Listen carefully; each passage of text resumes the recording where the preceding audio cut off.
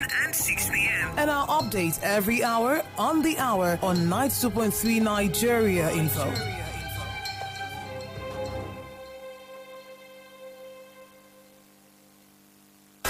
Keeping up with political issues and developments around you only on Nigeria Info.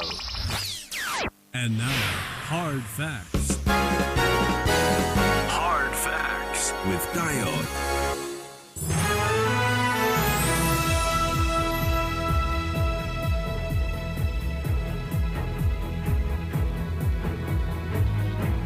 Hello, good afternoon to you. Welcome to Hard Facts 90.3 Nigeria Info here in Port Harcourt. I'm Dayo. 14 minutes come past 3 p.m.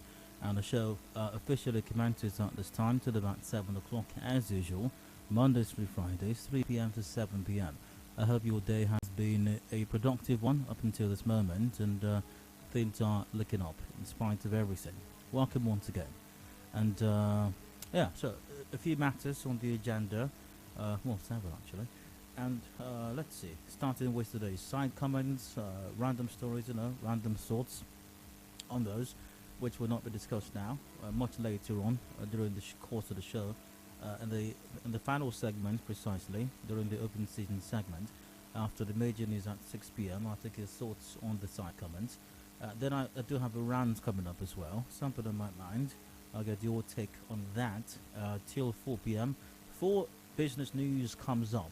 And after that, NBA talks tough on invasion of Justice Orderly's residence. Yeah. You can find details of that in the Punch newspaper, as I do imagine, with other dailies as well. But going with the one from Punch, NBA petitions commission panel over Malami magistrate's roles in Orderly's home raid. The NBA has resolved to file a petition against the AGF and Minister of Justice Abubakar Malami SAN and Mr. Emmanuel Iyana, Chief Magistrate in Abuja, who issued a search warrant for security officials to search the home of a Supreme Court Judge, Justice Mary Orderly. A top member of the NBA's NEC on Wednesday said that Malami would be reported to the Legal Practitioners Disciplinary Committee and the Legal Practitioners Privileges Committee, which would consider if the AGF should be stripped of his title of a senior advocate. We'll take a look at this matter in the 4 o'clock hour. Should AGF Malami and the Chief Magistrate Emmanuel Iyana be held responsible for the raid on Justice Orderly's residence? You might remember that the AGF has denied any involvement, stating that his ministry did not give or sanction rather, or give the go-ahead for the raid. And even his aide, the ministry, identified several irregularities with the application for the search warrant as well. Basically, the whole point is the AGF insists that he had nothing to do with it. The magistrate, the chief magistrate who signed the search warrant as well, insists that he was deceived or fooled into doing so and did not know the true nature or the exact nature of what he was getting into. So, that said, do they bear any liabilities here? Well, the NBA seems to believe that they do. But we'll take a look at that in the 4 o'clock hour. Barrister Richard Vokocha joins me for that conversation by 4 p.m. after the business news. Now that takes us to 5. We've got the news update coming up at 5 p.m. And Rivers State Task Force officials attacked.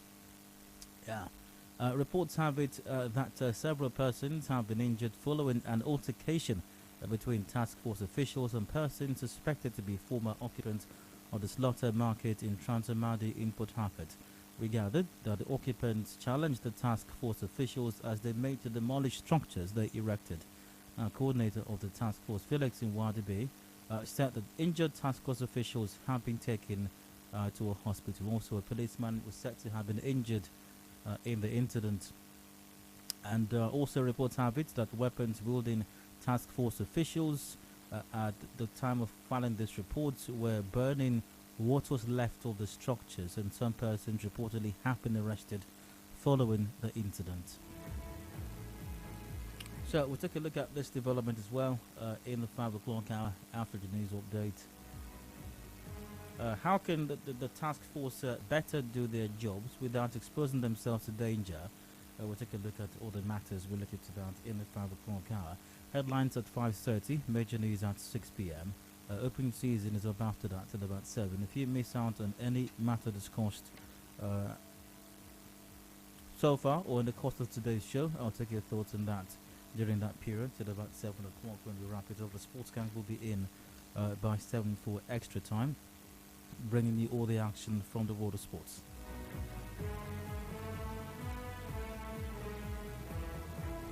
And we get the conversation going right now with today's side comments. Random stories, random thoughts. Not to be discussed now. Now, a human rights lawyer in Port Harcourt, Choma Choko, says the establishment of vigilante in parts of the state would lead to an increase in human rights abuses by the local security outfits. Now, Mr. Choko was reacting to the establishment of a vigilante in Emohua local government area. Let's hear what Choma Choko had to say about this development at the moment.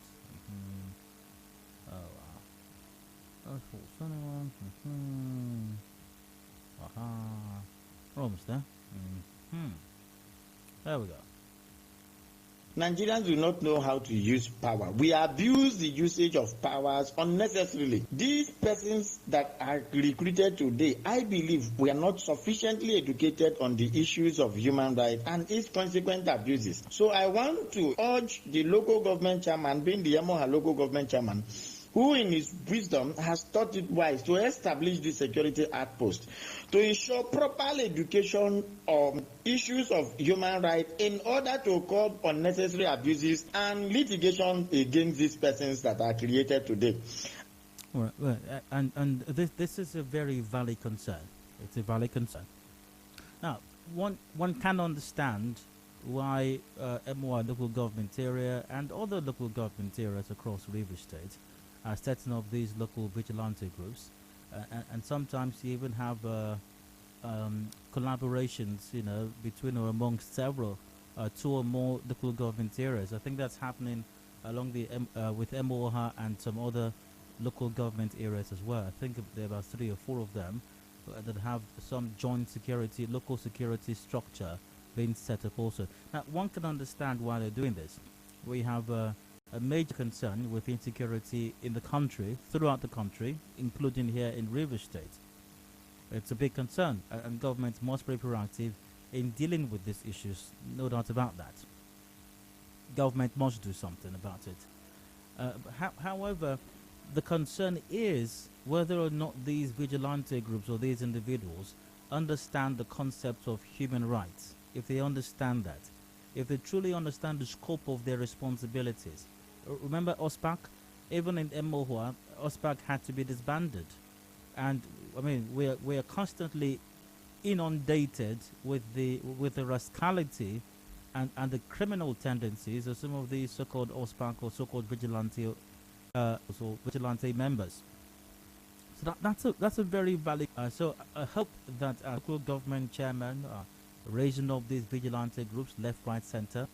I hope that they are taking seriously as well the issue of human rights. And there is no excuse that can be given as to why the rights of persons should be abused. You hear very pedestrian, nonsensical excuses such as, people don't know what we are going through. You think it's easy to provide security? Yeah, but it's a tough job, I imagine. Not the easiest in the world, but it comes to rules and regulations still. It does. And the rights of people must be enforced. The rights of people must be protected. You can't, in the name or in the guise of wanting to ensure a person's safety and security, and that gives you the right to abuse that person's rights. No, it doesn't actually. And for this for the rights of persons to be protected, that means that the people who are responsible for setting them up, the local government areas, be it MOHA or anywhere else for that matter, it means the council chairman there must take this seriously. They must take it seriously. It's not optional, and it's not somewhere, at the lower rung of the ladder of priorities. No, it's very important. Because when people's rights are not upheld, when people's rights are not protected, that can lead to insecurity as well. It can. Because these vigilante persons, become reckless, and anything can happen, and that could lead to unrest in environment. So it's a very, very valid concern, and I hope that they're taking this seriously. I really hope that they are. I really hope that they are. So we don't have the same discussions, the same kinds of, ridiculous conversations that we keep having every time and again. I really hope so. I very much hope so.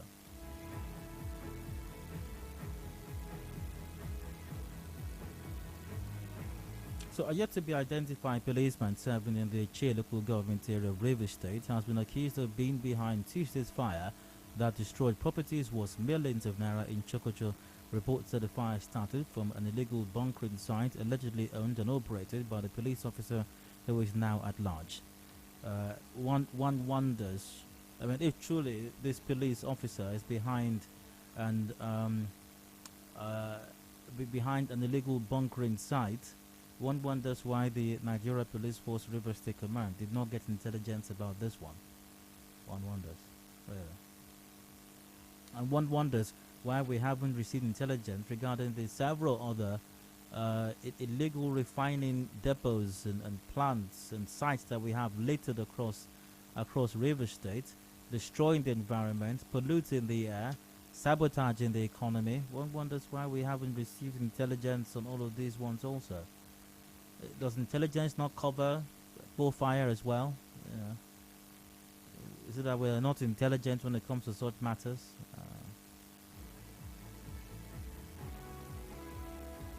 And also, still with Chokocho, reports say there was a protest this morning in a Che local government area over plans by FEMA to patch the road after the Rivers State government had approved the construction of the road.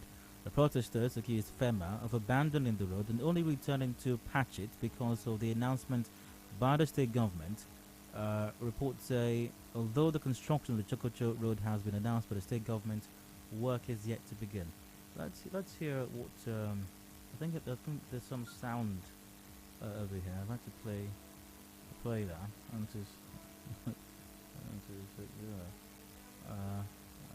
it's here somewhere. Oh, here we go. Using letters to patch a federal road where we've contributed immensely to the federal government. They did this same thing when Governor Wike wanted to construct Chokocho, Igbo to Eleme Road. And we went there in our number, and still send them out. And look at what the road used to be today. Our people have suffered neglect. The road has been dilapidated for over 4 years without the absence of the federal government. Now that His Excellency, the Governor of Rivers State, have heard the cry of the people and come to reconstruct this road. Look at what FEMA is doing. Is it construction of the road? FEMA should leave. FEMA should go. Okay, this sounds to me like Pennywise pounds foolish, really. I mean, no offense to all the FEMA must leave comrades who I believe are convinced that they are doing the Lord's work. So, fine. I mean, the road has been in a bad state, and if it's a federal road, the federal government should have fixed it. The road should not be in a bad state. And if it's been in a bad state, that's a terrible sin. And shame on FEMA or the federal government for not fixing the road. So, the Rivers State government wants to fix the road, as announced by the Rivers State government. Okay, that's good as well. If the Rivers State government has decided to fix it, if the federal government will not fix it. But once again, based on this, going by this report, work is yet to begin. Now, FEMA has shown up reportedly to patch the road. So what's wrong with the road being patched, pending the time when the Rivers State government will fix the road? What's wrong with that? What's wrong with a temporary measure? You say the people are suffering because of the bad state of the road. So, if the Rivers State government does not commence, and I don't know when the work will commence, but if work does not commence in the next 1, 2 weeks, 1 month, 2 months, so the road should remain in that bad state until His Excellency the Governor comes to fix the road. I mean, it's I don't know. It doesn't make a lot of sense to me. Patching is not the same as constructing or reconstructing the road.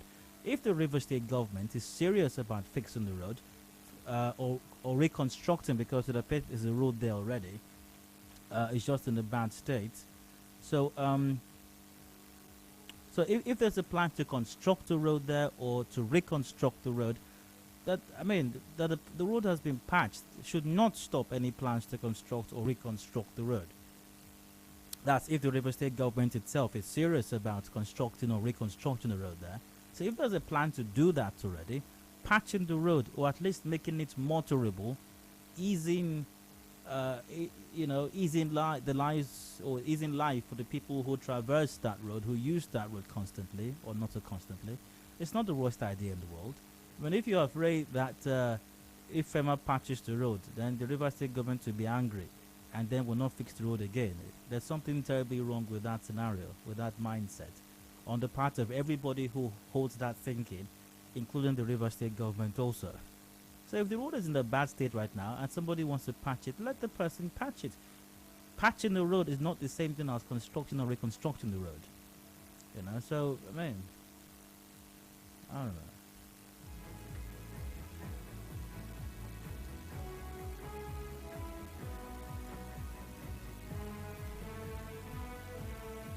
Alright, so let's see what's going on right now.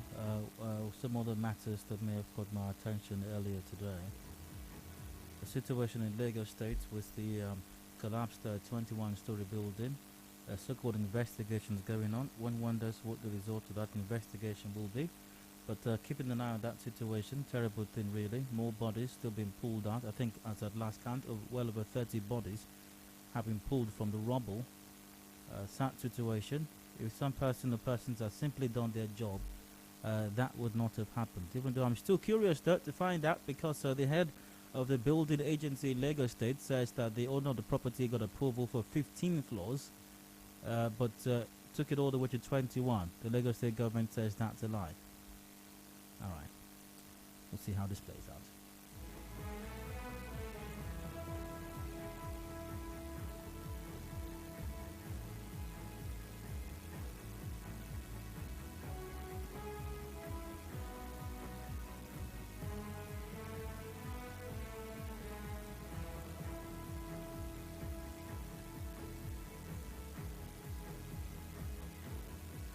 Well, I think we'll wrap up the side comments on that note, but once again, I'll wrap it up with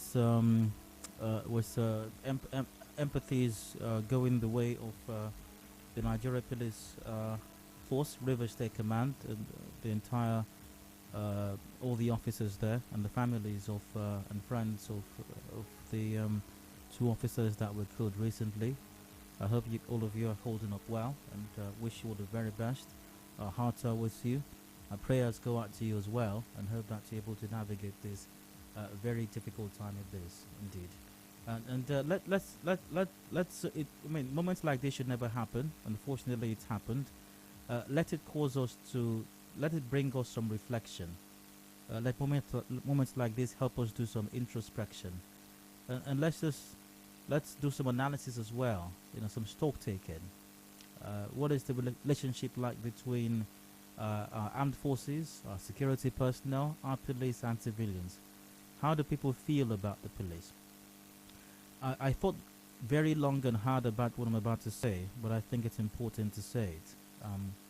Yesterday on my show, I didn't have any side comments yesterday. It wasn't planned, it just happened in the moment.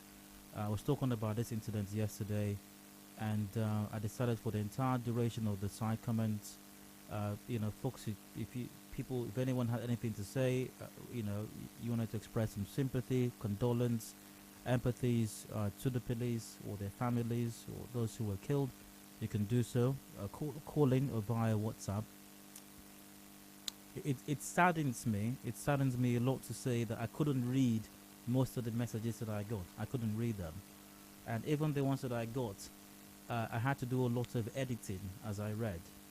Some real-time editing as I was reading them. It says a lot as to how civilians, how the citizens, how the people perceive the police. That even in a very difficult time, in a very trying time, there wasn't a lot of empathy. There wasn't a lot of empathy, really. And it's sad. It's sad. We need to do a lot of assessments and reassessments. There is a very popular saying, the police is your friend. I believe a lot of people want to believe that, and they want to act like that with the police. But the police must first make themselves friendly. Let this be a period. Yes, we're mourning right now, and that's good, and we're very sober. And sober periods are usually the best times for reflections. So let's reflect on that. To all our officers out there, let's reflect on that. To the CP, the Book of Friday, let's reflect on that. To your deputies, your assistants, all the commanders or the various units out there, all the DPOs, let's reflect on this. The citizens are not the enemy. They're not your enemy. And yes, things are tough and things are hard, but things are tough for the citizens as well. Don't rob them. Don't steal from them. Don't traumatize them. Don't kill them. And yes, the argument that, oh, you're not getting enough, you're not getting enough funding, your children don't go to good schools, you're not getting enough money, you buy your own uniforms, you buy your own boots. Yes, it's bad. The citizens aren't having a better deal either. And that can be an excuse to rob the people you're supposed to protect, because once again, the internet fraudster has an excuse also. The kidnapper has an excuse as well. The illegal oil bunkerer has an excuse also. The ritual killer has an excuse as well. Everybody that commits a crime has some excuse or the other, but it doesn't make it legitimate for them to commit that crime. So there can't be any excuse, nothing, no tenable reason as to why you would grab a young man because he has a laptop with him, or because he has a mobile or smartphone, and you're threatening that you will shoot him, you will kill him. Nothing will happen. You will take him, accuse him of being a kidnapper or a fraudster, and then you take him to an ATM to withdraw everything he has there to give to you. And your excuse is that you're not being paid well, and that you buy your own uniforms. Let's do some reflection at this time. Let's be friends, really. Let's work together. Let's work together. Sympathies to the entire River State Police Command once again. I go for a break. When I return to this round comes on, please stay with us.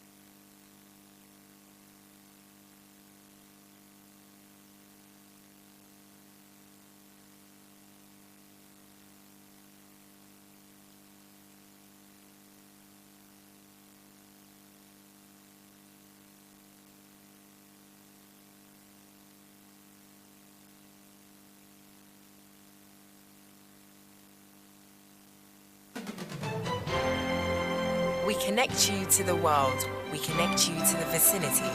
We are Nigeria Info. Listen to me. I said this is a real situation and the government has to do something about it.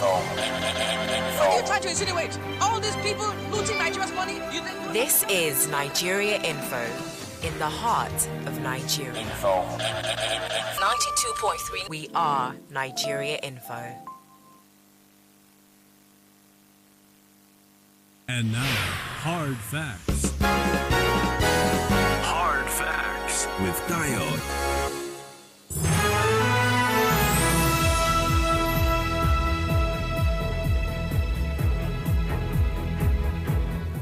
Okay, Mark, still Hard Facts, 90.3 Nigeria Info and here in Port Harcourt and Diode. 22 minutes ago before 4 p.m. I'd like to rant for just a bit. There's something in my mind, be expressing some thoughts in it. You're welcome to express your thoughts in mine all the way till 4 p.m. Elections are at hand. Elections are nigh, very close. and not the general elections, not the general kind, but Anambra state governorship election is around the corner. I believe it's this Saturday. Yep, I believe it's this Saturday. That's in about 2 days. Yep, November 6th precisely. The Anambra state governorship election will hold. And as with any other election in Nigeria, whether it's the general elections or where we have staggered elections or any other kind like we're having in Anambra right now, there are certain scripts that play out every election period. I believe in any part of the world there are scripts that play out. There are things that are synonymous with elections that play out in everywhere in the world for that matter. However, in Nigeria, not usually of the positive kind. No. That's the difference here. So there are scripts that play out, like I said. There are things that are synonymous. It's like when a wedding is coming up. There are things that are synonymous. There's certain legacies and structure, certain words, certain expressions, terminologies that are going to be used. For example, you hear things like groomsman, you hear bridal train, you hear wedding gown, you hear wedding cakes, you hear tuxedo, you hear pre-wedding photos, and don't forget, very important, jollof rice and meat. Those things, the normal. These are expressions that are associated with weddings. So every event, including elections, has certain events, certain expressions, certain things that are synonymous with it everywhere in the world. But in Nigeria, like I said, it's more the negative kind than the positive kind. In Nigeria, expressions such as dividends of democracy, you hear that. Free and fair, you hear that. You hear things like they done it for you, we are doing it, we not do it, you do it. Whatever that means really. You hear things like structure. You hear that on ground. All these things mean absolutely nothing really. At best they are pedestrian at best and absolutely lackadaisical. Things like people carrying naked babies in rural areas, using keke, buying things along the road, surrounded by a heavy convoy of security officials. All of that, everything's going on. Attacking people, distracting from what the real issues are. I don't know if you saw the Rice TV governorship debate of I think 3 of the candidates. I think it was quite recent, sometime maybe last week. I think it was early this week, I suppose. And at the end of the debate, the issue was not who's got the best strategy to take Anambra out of economic doldrum. The issues were not who's got the finest blueprint to revamp Anambra state economy or take it to the next level. The issues were not who's got the best idea as far as creating job opportunities or creating employment opportunities. The issues were not who's got the best idea as to how to create jobs or as to how to grow the economy. Who's got the best idea as to how to address insecurity? Who's got the best idea as to how to address environmental issues like erosion? Those did not become the talking points after the debate. The talking points became who was working as a masseuse, who was a houseboy and who was not a houseboy, who they helped to get job and who was not helped to get job, or who helped somebody to get job or who was not the person that helped him to get job. That's what the issues were. The issues became who forged certificates or who did not forge certificates. The issues became, did you go to primary school or did you not go to secondary school? That's what the issues were. Unsurprisingly, because once again, honorables and excellencies of those folks who are consistently vying to hold elected positions in Nigeria don't know anything, really. They have no idea. They're completely clueless, more often than not, as to how to resolve the issues. So because they don't know, and they don't want to look like they don't know, they simply make the issues about something else, about something completely irrelevant as far as the aspirations and yearnings of the people are concerned. So that becomes the subject of discussion, not policies, not strategies, not blueprints, not game plans. No, it's about who is shouting the louder, who has more debt on the other person, who can abuse more. See as the fire out. see as my guy fire where fire. Not to say enough it talk again. It was fire out. And also, as is very much the norm with elections in Nigeria, peace accord. I mean, how can you have elections in Nigeria without peace accord? What kind of election would that be? What is a peace accord, by the way? So I did a quick Google search just a while ago. Peace accord, according to the Collins Dictionary, an official agreement to come to peace or end conflict. That's what a peace accord is. Now, for something a bit more elaborate, I checked Wikipedia. Peace treaty. What is it? A peace treaty is an agreement between two or more hostile parties, usually countries or governments, which formally ends a state of war between the parties. Why is election a war in Nigeria? Why elections wars in Nigeria? Why are people signing peace accords and peace treaties? I was watching TV earlier today while I was preparing for work, and I saw them gathered there. And people, it was an elaborate ceremony, and people were milling around, looking important or trying to look important, holding documents, flaunting papers all over the place. People were trying to look solemn, look serious, brandishing pens, elaborately signing documents, delivering speeches, claiming to be heavily invested in this peaceful process. A peace accord, because people want to go to the polls to determine for themselves the person or persons who are going to lead them. We need to sign peace accords, promising that we'll not engage in warfare. And the reason is very simple, because they want to serve you and give you dividends of democracy. It's either they serve you or they die. That's why. It's most unfortunate indeed. However, that is not how elections are supposed to run. And I know you're wondering, what the heck is that saying? That's how no, that's not how elections are supposed to be conducted. There shouldn't be, people should not be signing peace accords. You're probably thinking right now, what's he saying? That's how elections are. No, that may have been how elections have been here, but it doesn't mean that that's the standard. That's not how elections are supposed to be. People don't need to sign peace accords. The mere fact that they're signing peace accords indicates something is terribly wrong.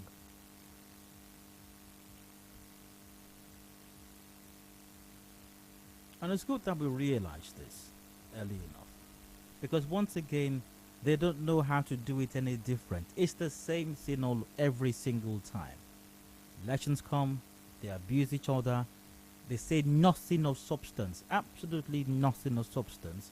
Insult each other, who can speak English, who was a boy when they were in school, who was running around shaking his head, who was not doing this, who was doing that, who didn't finish primary school, who cannot speak English very well, whose wife is this, whose cousin is that, who stole money, who didn't steal money, who they gave job, who was a houseboy. That's it. That's what the issues are. And then they sign peace accord before the day of the election. And the same folks who are signing peace accords are the same persons who are going to mastermind a destruction of the electoral process. Hopefully that doesn't happen on Saturday. Hopefully we have a peaceful and truly fair process. But then again, when it looks like a duck, when it quacks like a duck, there's a very, very, very strong chance that it is a duck. On that note, I end my rant. Hope I didn't bore you. Any thoughts on my lecture? Call 0817-923-0002, 0817-923-0003, and 0817-923-0007. WhatsApp on 0809-030-6416. I think we're live on Facebook today. It's facebook.com/Nigeria Info PH. Also live on YouTube, by the way. Just go to YouTube, search for Nigeria Info PH. Let's get you all taking this. still in Chooks Ghost, Nigeria is not a place to sign peace accord. Ned Agumar goes, peace accord is a good thing, but we all know it will not be respected. The politicians have their own ways of instigating and igniting violence. Now, when you say peace accord is a good thing, I want to think you're speaking contextually. There are contexts in which a peace treaty or peace accord can be a wonderful thing, in fact, a blessing from heaven. But in this context, in my estimation, there's absolutely nothing good about the peace accord. I've got Tuoye from Aulo on the line. Hello, you're welcome. Please go ahead. Good afternoon, Mr. Dayo. Hello, go on. Yeah, can you hear me? Loud and clear, go ahead. Thank you very much. It's a great opportunity to contribute once again to your program. The rants, they didn't bore me at all. In fact, you raised a very valid point. Talking about these issues of elections in Nigeria. Actually, the normal Nigerian man will tell you that's how it is here in Nigeria. But like you said, that is not how it should be done. There is a proper way that election should be done. Everything is there in the law and in the constitutions and in all the things that we use to run government. Government is not something that is you are the first that is doing it. This thing the government has been going on right from time. So all you need to do is to follow the due process. Then when you talk about the relationship between police and citizen, my brother, there is no relationship between police and citizen in Nigeria. In almost my 40 years living in Nigeria, in different states, there's no relationship between. So, Toya, that's not up for discussion right now. The police matter. Maybe later on we'll talk about that. After the meeting is at 6. Great to hear from you there. Charles Monica, you welcome. Turning the wrong things and using grammatical education.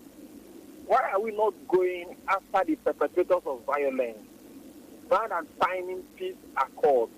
Why are the elections not designed in such a way that they are waterproof from manipulations rather than signing peace accords?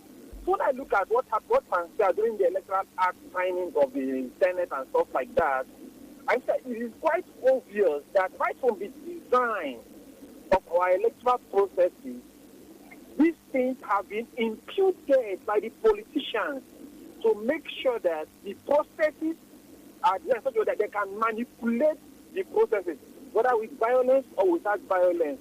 So peace accord really is not the solution to our problems. Thank you, Charles, for Bogoro. Chijoke from Monica, hi, go on. Hello. Hello, Chijoke, go ahead. Good afternoon, Dayo. You're welcome. Thanks for this program that you're running on Anambra election. I have something to contribute. As a way of starting, I want to disagree with you that issue-based discussion did not happen on the debate that held over Anambra election. But I watched it, and should I say the interviewers asked certain questions on security, economy, and other aspects of government. And those candidates, according to their strengths, were able to give answers to them, to those questions. So I don't want to zero into any of the participants, I mean the candidates. At the point, it got personal, and I was looking at the person. So, but the way discuss issues around the election, they did that.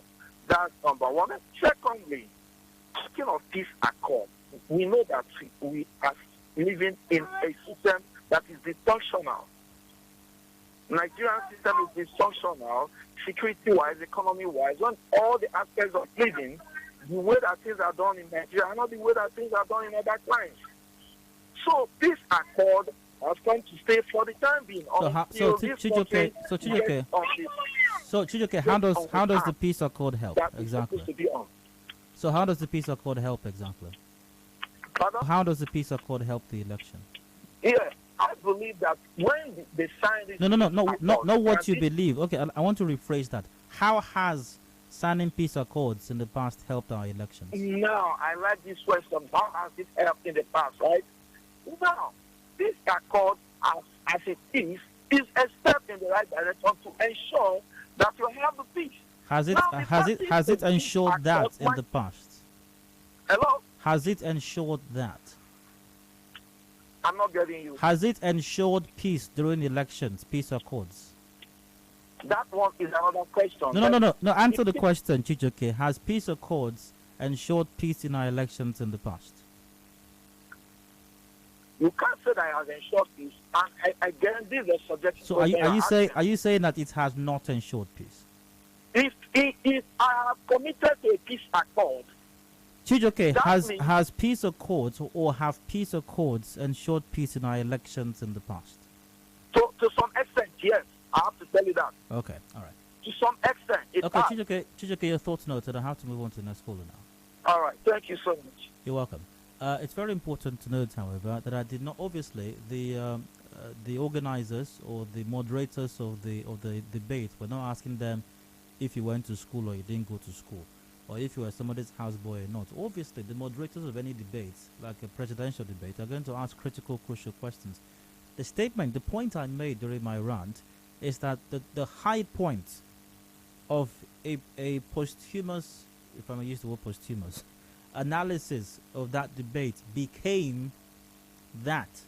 And I've watched several morning TV shows after that debate was conducted, and it's appeared the major talking point became this person versus this person, not the policies, not the strategies, not the blueprints, not that. That's the point I was making.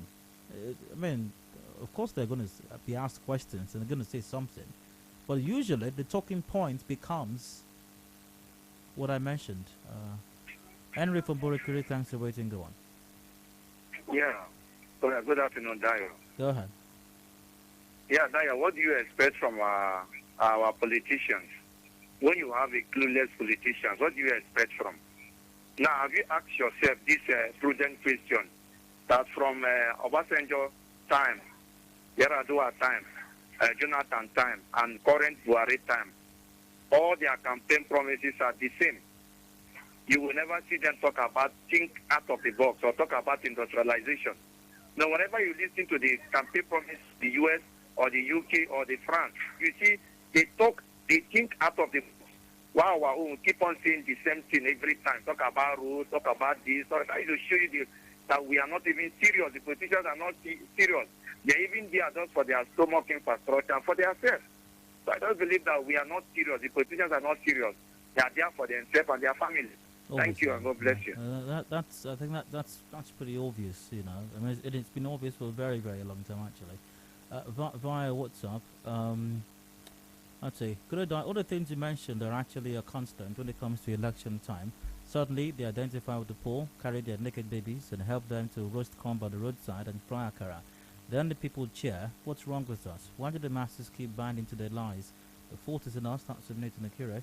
The election to Nigeria is a war because it's a winner-takes-it-all affair. It goes beyond the candidates as the respective supporters see it as opportunities to make or mar in life. Alright, Adedayo. They're just there to argue who is a motion boy and who is a VI boy, that's all. As Uche from Port Harcourt. Hello, Dar. For me, the reason Nigerian politicians never talk about the main issue, why they want to lead, is that most know that nobody is going to question them when they fail woefully in their responsibility. Very pathetic. That's on good news. After the peace accord, they will ask the candidates to embrace each other. If I go to add that, that's from Sadiq. Oh yeah, they embraced each other as well. Thank you for bringing that up. Let's assume that signing peace accord is the way to go. The question becomes, how far has it helped the situation? Has it ever worked as a memory? The answer to that is pretty obvious as well. You know, that's what we call a rhetorical question, because the answer is obvious. It's never worked, and peace accords will never work, in spite of what I presume are the good intentions of the other caller who feels otherwise. They're never going to work, because you need to have a mindset that it's not war in the first place. The only reason we're having people sign peace accords is because they see it as war. That's why we need to sign peace accords. If they did not see it as war, there will be no need for peace accords. And the fact that you see it as war in the first place, you know, that's problematic. That's problematic. I think you meant post-mortem analysis of the debate. You forgot about which candidate was shining someone's shoes. Yeah, post-mortem. Yeah, Well, post-mortem.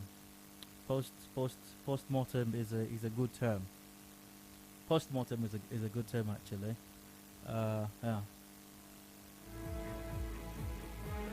But are you sure I didn't mean? Anyways, got a commercial break right now. Business news after that. Do please stay with us.